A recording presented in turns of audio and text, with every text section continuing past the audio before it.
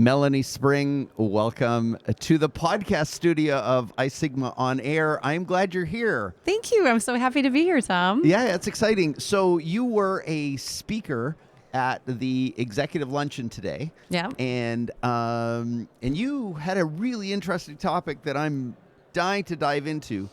But before I ask you about that, I have to ask you first, how have you been brilliantly rebellious today?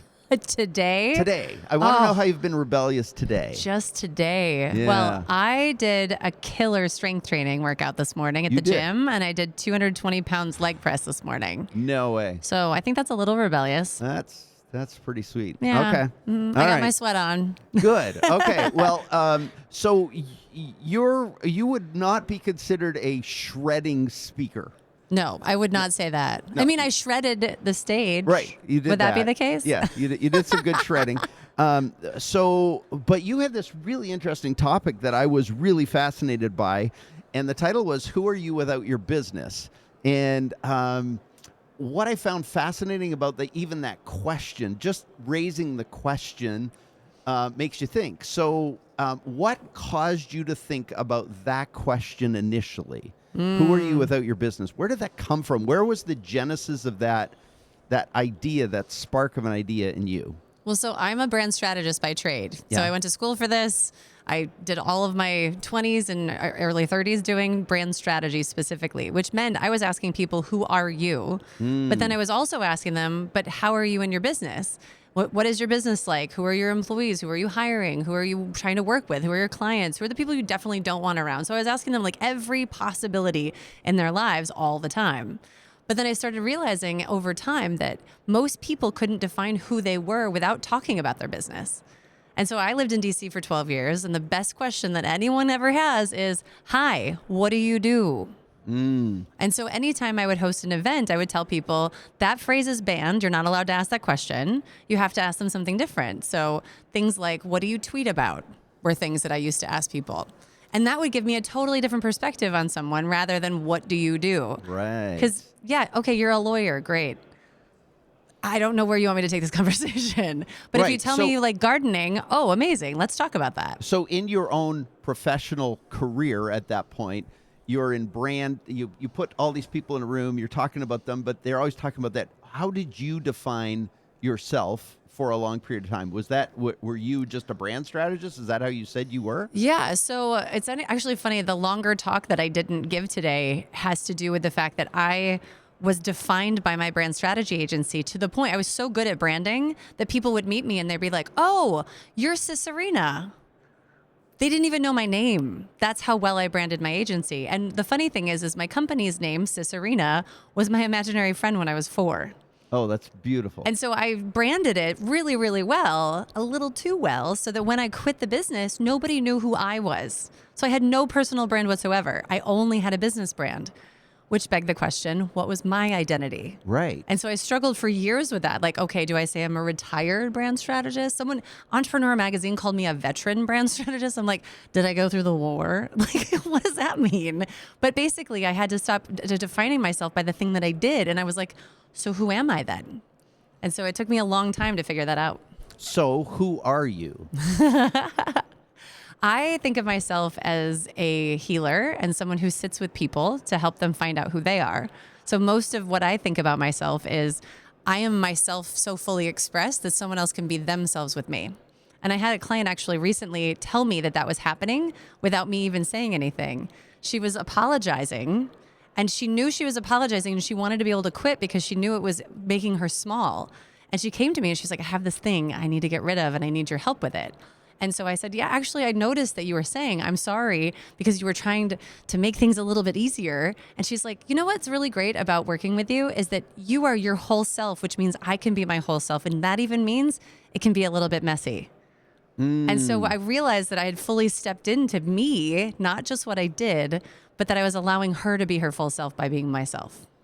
So part of defining who you are without your business is what's kind of a journey or a path you might take someone on, just as a because I know every journey is different, but is there a journey you take someone on just to actually start to play with that concept? Yeah, it needs to start crystallizing by removing some of the things like the work that you're doing. Okay, if you don't have that to talk about, or the role that you play in someone else's life, if we took all the people out of your life and we put you on an island and you had to just figure out who you are, it goes back to, and it goes much deeper than this, but it takes you getting really connected to your body, one, and understanding, like, is my body happy or is it not happy? Does it like the things that I'm feeding it or how I'm walking or moving my body? Am I aching in any certain place? Is there places that I need to heal? Am I trapping emotions in certain parts of my body and can I release that? So there's a lot of body work that we can do to start. And then we go to your mind. What is the itty bitty shitty committee saying? And can we reinstall a board of directors that can help you not have to think that voice in your head is yours, because it's not you. It's the teachers or the parents or the other people who bullied you or somebody else saying terrible things about you. So can we reorient those things too? And by the time we finally get you to a place where your head is clear enough, then you see the connection of your soul to your mind and your body. And your soul is the thing in charge. That's the thing that's here to be fully expressed. But most people can't even get past their body. They're not even connected to their body. Right. So we have to start there first. And usually we spend a lot more time there. By the time we get to your mind, it's like, oh, now I get it. And then once you tap into your soul and you can go even clearer to the divine, you're like, oh, this is what I'm here to do. And then I can show that on the outside and speak that without having to be like, oh, let me tell you what my soul said today. It's a full alignment of all of those things. Yeah. Okay. So, so there's a process of, and I find this too, because as you know, I do a lot of executive coaching or with CEOs. And one of the struggles that I find a lot of them have is, weirdly, they live in their head. Right. And you said, well, let's start with your body and go to your mind and then to your soul. Right. But one of the struggles when you only live above your neck, right, it's really hard to start in your body. Exactly. How do you get people to start in their body? Well, and I think that that's the thing, is we walk around with all this intellect. So I like to think that we're born with instinct. We have this instinct that's automatically installed in us when we're born. We know how to eat. We know how to poop. We know how, like, we know all these things. We know that this is our mom. Got it. Okay. Instinct. But we're thinking that intuition is the same thing as instinct. And then what society doesn't tell us is that intuition is important. We actually don't even talk about intuition. We talk about instinct, like your gut reaction to something. And then we have this imagination that drops in that's all creative and fun. Like, kids make up stuff that you're like, where did you even get that from? That doesn't make sense. That's a divine connection. So they're already connected. It's an innate part of us, which I call the brilliant rebellion. It's like going back to the rebel you that started here before we got to the head, the intellect. Right. Because the imagination is that creative divine piece that's like weird stuff that we make up.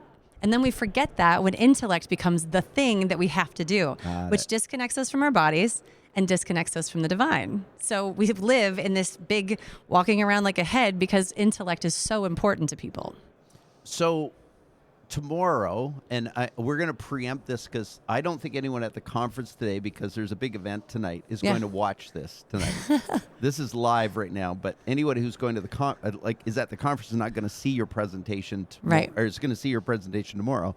But you have this concept called AI. Tell us a little bit how AI connects to what you're talking about, and just give us a glimpse of what AI is as you describe it, and then connect it to where we've just been in terms of of who you are without your business. Yeah. So like I was talking about with the instinct, the imagination, the intellect, and the intuition, these are the four eyes that this is our human technology. So these are the four things we need to think about as we're connecting to our body, our mind, and our soul. And so we are all worried that AI is going to take over the world and that all of it's going to start thinking for itself and we're going to lose control and whatever. Here's the thing. Most of us have removed the human from humanity. And I think of it as human IT. So humanity, we have human IT. We have this human technology, but most of us aren't connected to it. And so we're thinking, oh, well, we're going to feed the AI, the artificial intelligence, that's masculine. Aligned intuition, that's feminine. And when we can balance the two things together, not make one better than the other, when we humans have a soul and we can connect to the intuition that we have, we can help the AI help us. But if we're afraid of it, that's our ego. Fear is just ego. And it's telling us that, oh, this thing is going to take over. It can't possibly take over if we marry the two together, because it cannot be human. AI doesn't have a soul. Right. It's just energy, but we're also just energy. And the difference between us and AI is that we can get aligned, but we have to get aligned, which means body, mind, and soul have to be connected in order for us to tap into our intuition. So we have this original AI, but we created this artificial intelligence. Right. So if we can work together with it, then we won't be afraid of it. Okay. So in terms of a body, mind, soul, how do you get better at that intuition piece? Like what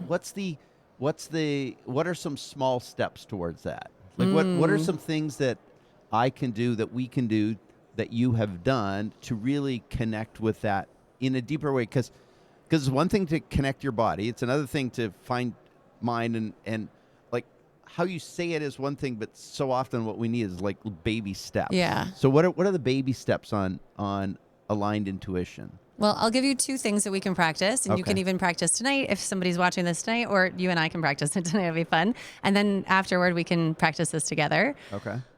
But the first thing I would say is, right now, you and I are sitting across from each other. Mm-hmm. Can you, for just a moment, close your eyes, Mm-hmm. take a deep breath into your body? I'll do the same. And I want you to feel my energy for a moment. Mm-hmm. And I want you to just tap into my energy. And when you tap into my energy, what do you feel?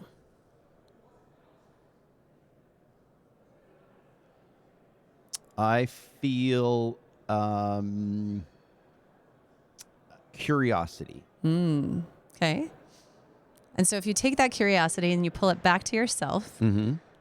for just a moment, can you plant that curiosity in yourself? Is there a spot I should plant it? Wherever it feels like it's supposed to go. Okay. Where do you feel like it's supposed to go? I don't know. I felt like it's somewhere down here, in my solar plexus. Okay, great. So that's an All right. energy center. That's a Yep. chakra. That's an energy center there. And you can plant it in there. And that's your sense of self. Okay. So now can you have curiosity for your sense of self while you're sitting with me? Yes. So what about my energy causes you to feel curiosity about yourself? Specific in myself, or Yeah, just in about yourself. your energy? It can be either. But Okay. what are you feeling? I'm feeling like, well, we're in the middle of a conversation that my eyes are closed, so I can't see you. Right. And we're having this conversation that I'm curious about you, but I'm also curious about where does this go for me next? Okay. Right? Which is the step that we take, the path that we go on. Right. So taking just a moment to sit with that curiosity in your solar plexus. This is the second step for this, which is to sit quietly for just a moment and notice what happens. And so we'll just do this together.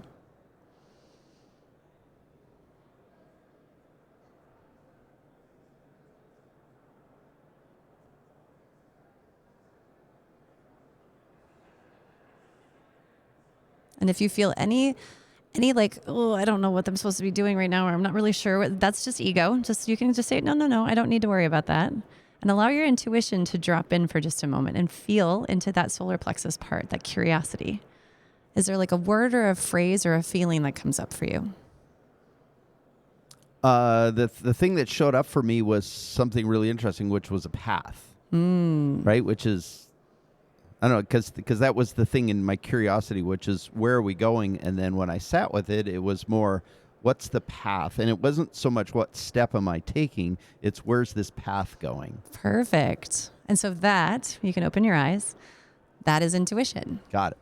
And Beautiful. so most people don't take the time to just sit with themselves for just a moment. And so anytime we meet people, even at the conference this week, if you meet someone, you can, if you just for a moment, take a breath and reset and feel into their energy, you can say, okay, where in my body do I feel something? Am I feeling a good feeling, or is it like, oh, I don't really like this person? And can it be from ego or intuition? Right. If ego's there, that means you're having some fear around it. If it's intuition, that means you're getting a knowing about it. Yeah. So good. So good. That's fabulous. Well, this is delightful.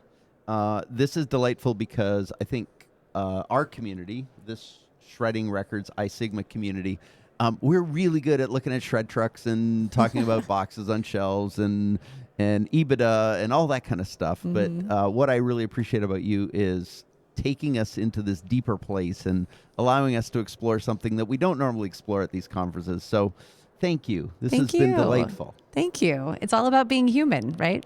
Yeah. Even in the shredding industry, you still have to be human. Yeah. Delightful. Well, you. you're speaking again tomorrow on AI. The original AI. The Yep. original AI. You spoke today at the executive luncheon, and together, I think you've brought a lot of magic to our community. So thank you for being here, and thank you for being a part of it. Thank you, Tom.